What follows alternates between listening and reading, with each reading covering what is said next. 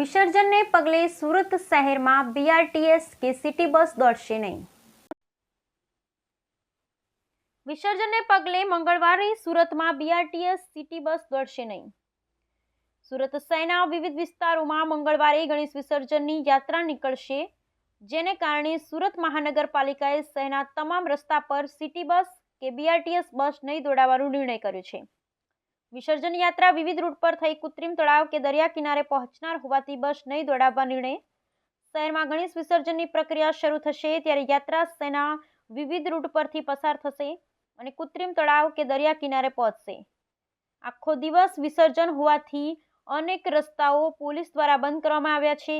જ્યારે અન્ય રસ્તા પર વિસર્જનની યાત્રા જોવા માટે મોટી સંખ્યામાં માનવ મહેરામણ ઉમટી પડે છે, જેમાં Athwa gate, SVNIT, Rahul Raj mall, SK Nagar, જૂની RTO T point, Athwa overbridge, Sardar Tapi bridge, Adajan ગામ, સ્ટાર બજાર પાલ, આરટીઓ ભાઠા ગામ, ઓએનજીસી સર્કલ, ક્રિમકો overbridge, Mora circle, LNT Hazira બટ ઓવારા, ગજેરા રતામાલા સર્કલ, ડભોલી ચાર રસ્તા, ડભોલી બ્રિજ, સુભાષભાગ સર્કલ, દાંડી રોડ, જહાંગીરાબાદ, નહેર ચાર રસ્તા, દાંડી ફાટક ચાર રસ્તા, ભેસાણ ચાર રસ્તા, ONGC circle, Parvat Patiya, Kabutar circle, Bhathena circle, Kharwarnagar,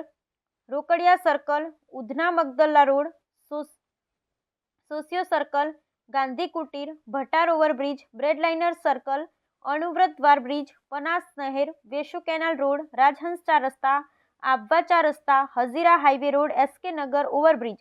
તથા અન્ય વિસ્તારોની બીઆરટીએસ તેમજ સિટી બસોની સેવા સ્થગિત રાખવા નિર્ણય કર્યો છે, જેથી મંગળવારે વિસર્જનના દિવસે તમામ સિટી બસ તથા બીઆરટીએસના રૂટ સદંતર બંધ રાખવામાં આવશે, જેની શહેરીજનોએ ખાસ નોંધ લેવા મ્યુનિએ અપીલ કરી છે।